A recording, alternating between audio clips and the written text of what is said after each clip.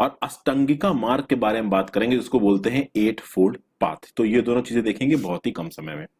देखिए Nobel eightfold path में मैं थोड़ी देर में आता हूं। नोबल फोर ट्रुथ्स के बारे में बात की जाए इससे पहले कुछ एक चीज देख लीजिए। चार चीजों को याद रखिएगा, दुख, दुख समुदाय, दुख निरोध और मग्ग। ठीक है, अब यहां पे देखते हैं दुख का मतलब क्या है। तो सबसे पहले इसमें क्या आता है, ट्रुथ ऑफ सफरिंग। तो ट्रुथ ऑफ सफरिंग को आप बोलते हो दुख, बुद्धिस्ट फिलॉसफी में। इसमें क्या होता है फ्रेंड्स कि इस चीज का पता चलना कि भाई ये जो दुनिया है वो सौरों से भरी हुई है और जन्म से लेकर मृत्यु तक बहुत सारी जो चीजें होती हैं वो दुख ही लेके आती हैं। और इसी चीज को रियलाइज करके गौतम बुद्ध ने अपना घर को छोड़ा था। देखिए यहां पे भी लिखा हुआ the first two truths described our current situation. ये तो खैर अभी की सिनेरियो से रिलेट करके बोला गया है। दूसरा क्या है, दुख समुदाय। दुख समुदाय यहां पे लिख देता हूं मैं, दुख समुदाय, SAMUDAYA। इसमें क्या है, कॉज ऑफ सॉरो, कि भाई हमारे दुख का कारण क्या है। तो बुद्धा ने बताया कि जो हमारे दुख का जो सबसे बड़ा कारण है वो है डिजायर। हमें कुछ चीजें चाहिए होती हैं और उन चीजों जब हमें वो मिलती नहीं है तो उसकी वजह से हम होते हैं दुखी। तो इसको बोलते हैं द कॉज ऑफ सफरिंग। तो desire is the cause of suffering. तो ये बुद्ध का बोलना था और ये बात काफी हद तक सही भी है। उसके बाद आता है दुख निरोध, जिसको बोलते हैं प्रिवेंशन ऑफ सॉरो या द सेसेशन ऑफ सफरिंग। तो इसको आप बोलते हो दुख निरोध, DUKKHA, दुख, और निरोध NIRODHA।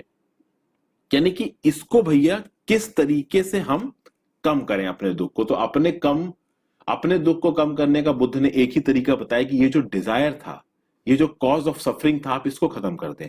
द मोमेंट जब आप अपने डिजायर को ही खत्म कर दोगे, जो चीज आपको चाहिए है उसकी चाहती अपने मन में नहीं रखोगे, तो आपका दुख अपने आप चला जाएगा। और उसके बाद एक और चीज आती है जिसको बोलते हैं दुख निरोध मार्ग। मग्ग मतलब रास्ता, MAGGA।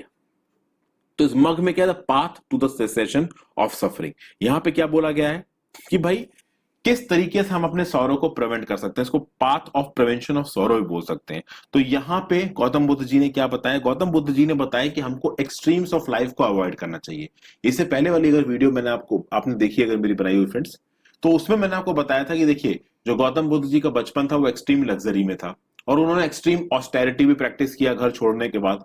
तो उन्होंने बोला कि दोनों खराब है, एक्सट्रीम ऑस्टेरिटी भी खराब है और एक्सट्रीम लग्जरी भी खराब है। यानी बिल्कुल ही मजे में रहना, सुख में रहना वो भी खराब है और बिल्कुल ही दुख में रहना वो भी खराब है। हमको एक मिडिल पाथ पकड़ना चाहिए जिसको हम बोलते हैं मध्यम पतिपाड़। ठीक है, इसको हम बोलते हैं मध्यम, sorry for the writing friends, पतिपाड़, PATA। तो हमको इस चीज को फॉलो करना चाहिए बुद्धा के हिसाब से। और उसके लिए बुद्धा ने क्या बताया, उसके लिए बुद्धा ने बताया एट फोल्ड पाथ, अष्टांगिका मार्ग, जिसको अब हम डिस्कस करेंगे। यानी जो हमारा सफरिंग को कम करने के लिए, प्रिवेंट करने के लिए जो पाथ है, उसके लिए एट फोल्ड पाथ हमारा बुद्धा ने बताया। उस पे जाने से पहले फ्रेंड्स, बुद्धा को न केवल टीचर बताया जाता है, बुद्धा को एक ग्रेट फिजिशियन ही बोला जाता है। कहा जाता है कि भैया वो हीलिंग भी करते। तो हीलिंग वो किस तरीके से करते थे, तो उसमें भी यही चार चीजें आएंगी, दुख, दुख समुदाय, दुख निरोध, मग्ग। यानी कि सबसे पहले तो इलनेस को, आपके दुख को आइडेंटिफाई करेंगे और इलनेस के नेचर को आइडेंटिफाई करेंगे, जिसको बोला जाता है डायग्नोसिस। फिर दुख समुदाय, फिर वो ये पता करेंगे कि भैया वो जो बीमारी है उसका कॉज क्या है, उसको आइडेंटिफाई करेंगे, जिसको बोला जाता है इटियोलॉजी। फिर दुख का निरोध, यानी फिर वो उस प्रॉब्लम का एक क्योर ढूंढेंगे, जिसको बोला था प्रोग्नोसिस। और फिर वो एक प्रिस्क्रिप्शन देंगे, जिसको बोला था मग्गा।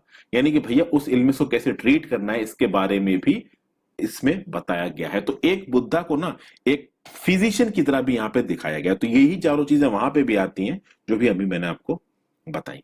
तो ये था फ्रेंड्स फोर नोबल ट्रुथ्स। और फोर नोबल ट्रुथ्स में जो लास्ट था, the path to the cessation of suffering, जो कि ये यहां पे आपको दिख रहा है, इसमें बोला गया कि भैया एट फोल्ड पाथ में चलना है। अब सवाल आता है कि भाई एट फोल्ड पाथ क्या है। तो यहां पे देखिए फ्रेंड्स, एट फोल्ड पाथ आपको दिख रहा है। सबसे पहले आपको दिख रहा है द डिवीजन ऑफ विजडम। तो डिवीजन ऑफ विजडम को फ्रेंड्स आप प्रज्ञा स्कंद भी बोलते हैं, याद रखिएगा। ये कुछ अलग से चीजें बता रहा हूं जो आपके मेंस में आपके काम आ सकती हैं या ऑब्जेक्टिव में आपको सामने दे सकती हैं। ऑब्जेक्टिव में इस तरीके के क्वेश्चन पूछे जाए कम है, लेकिन जब eight noble eightfold path के बाद आप बारे में जब आप एग्जाम में लिखेंगे तो चाहे आप डिवीजन ऑफ विजडम भी लिख सकते हैं, और डिवीजन ऑफ विजडम से अगर आप प्रज्ञा स्कंद बता देंगे तो एक अच्छा मार्क्स मिलने के चांसेस है। उसी तरीके से the division of ethical conduct, तो डिवीजन ऑफ एथिकल कंडक्ट को बोला था शील स्कंद, SHEEL और स्कंद।